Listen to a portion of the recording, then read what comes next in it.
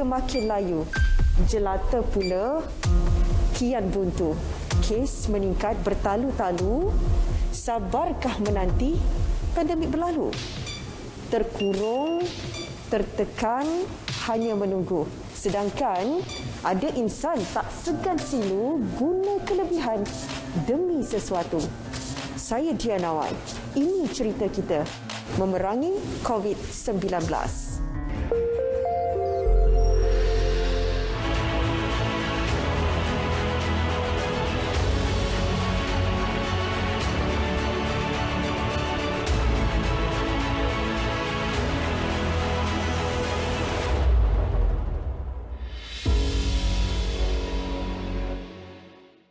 Kalau kamu rasa, aku tak nak ambil vaksin, aku takut mati. Ambil vaksin terus mati. Ambil vaksin kau, ambil package, mati.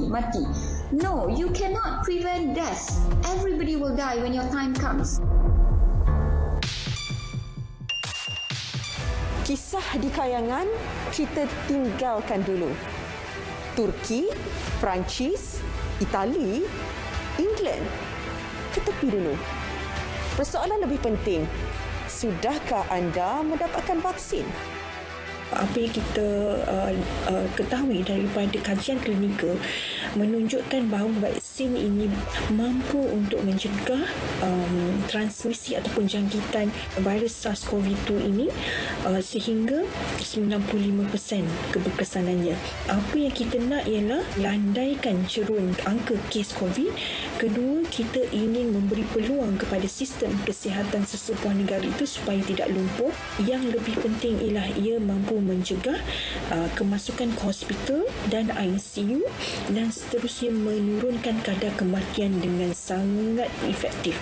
Populasi warga negara Malaysia pada suku pertama 2021 adalah 29.91 juta orang. Berdasarkan rekod pada awal Julai, lebih 2.3 juta warga emas telah mendapat sekurang-kurangnya 1 dos vaksin melalui program imunisasi COVID-19 kebangsaan Fasa 2.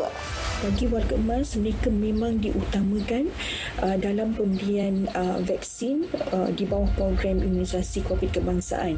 Bagi mereka yang warga emas iaitu lebih 60 tahun ke atas yang mempunyai masalah kesihatan ataupun masalah perubatan kronik, kita utamakan pemberian Pfizer pada mereka ni. Tetapi kalau tiada pilihan, tiada masalah untuk warga emas ini mendapatkan vaksin daripada jenis lain iaitu CoronaVac dan juga Chadok. Apa yang kita harapkan ialah dengan pemberian vaksin ini, ia akan mengurangkan komplikasi dan juga menurunkan kadar kematian. Salut kepada anak-anak atau penjaga yang memudahkan urusan moyang, atuk, nenek, emak, ayah untuk mendapatkan perlindungan diri. Tapi kita ada isu buat masa ni ialah mengenai warga emas. Saya kita dapati tak semua lagi warga emas yang mendaftar. Kalau mereka mempunyai aplikasi MySejahtera, ia tidak menjadi halangan. Tetapi kita tahu ada juga warga emas yang mana mereka tidak mempunyai telefon pintar ataupun aplikasi MySejahtera. Memang saya tak pernah pakai sejahtera. Pasal telefon saya pun yang normal biasa je. So harap anak ajalah daftar semua. Saya daftar untuk mak saya dekat MySejahtera sebab mak saya tak ada telefon, orang tua kan. Jadi dia pun memang nak sangat dah. Memang dia tanya semua bila. Bagi golongan ini sebenarnya mereka amat bergantung kepada pendaftaran oleh anak-anak mereka ataupun pendaftaran secara manual yang dilakukan melalui ketua komuniti dan sebagainya. Dia apa yang kita buat dengan kerjasama semua ADUN, semua JPKK di seluruh Parlimen Kuala Terengganu. Saya percaya di parlimen lain pun buat perkara yang sama. Kita bagi contact number. Jadi dia perlu hantar maklumat yang asas kepada contact number yang berkenaan dan mereka yang akan key in. Inilah tanda kasih tidak bertepi, tidak mementingkan diri. Namun, milu di hati bila ada warga emas kita meluahkan rasa hati. inginkan vaksin lindungi diri. Tapi anak menantu tidak mengerti. Sibuk dengan hal duniawi. Lebih ngeri, ditakutkan bahawa ini semua konspirasi. Lama baca doa mak dia pun mak. Mak Macam-macam dia baca kan. mak dia boleh macam. Kita baca macam-macam info tahu tak? Dia tak marah. Cuma dia kata kenapa dah daftarkan? Nantilah orang pergi vaksin dulu. Tapi kenapa kita nak nantikan orang? Sedangkan kita boleh protect diri kita dulu. So macam itulah caranya saya motivate mak saya. Slow-slow. And then saya bagi cerita-cerita yang positif. Ini realiti kisah jelata menanti dos harapan. Biar berfasa, lumrah manusia tak sabar menanti. Biar terpaksa akui, saya bukan robot berkali-kali. Demi lindung diri, lindung komuniti.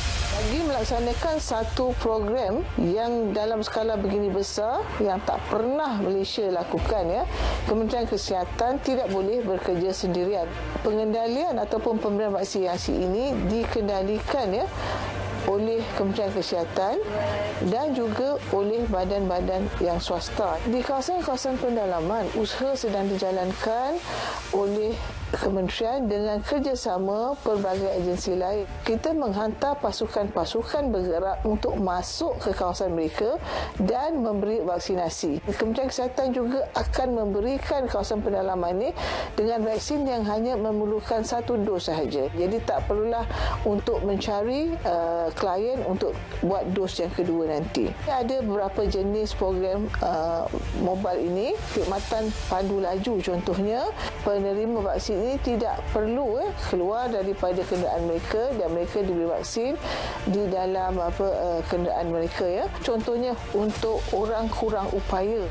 Selain warga emas, golongan ibu mengandung juga berisiko tinggi apabila dijangkiti COVID-19. Ya, seorang wanita hamil boleh menerima vaksin COVID dengan syarat usia kandungannya berada pada 14 minggu, ya, hingga 33 minggu, ya. Kita menggalakkan dia melengkapkan 2 dos dalam tempoh yang kita sarankan. Kita mengutamakan ibu hamil untuk diberi vaksin jenis Pfizer, ya. Saya sekarang mengandung 6 bulan lebih. Saya dah dapat vaksin dah. Perasaan saya bila dapat tahu yang kerajaan dah buka untuk ibu mengandung, saya rasa sangat excited. Kepada rakyat Malaysia dan ibu-ibu mengandung, jangan takut untuk ambil vaksin, jangan percaya dengan berita-berita palsu. Ambillah vaksin untuk cegah dan untuk lindung diri kita. Dos harapan kini menjadi perisai komuniti.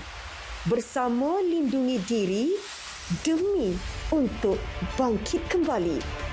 Harap dengan menggunakan vaksin, kita akan berjaya mengekang penularan kes di kalangan masyarakat, ya. Sebab selain daripada pematuhan pada SOP dan juga norma baru, kita juga memerlukan vaksin sebagai salah satu ikhtiar kita. Oleh itu, adalah menjadi tanggungjawab setiap orang di negara ini memastikan diri mereka dan ahli keluarga yang layak untuk diberi vaksinasi. Hari ini mungkin di atas, tapi esok belum pasti.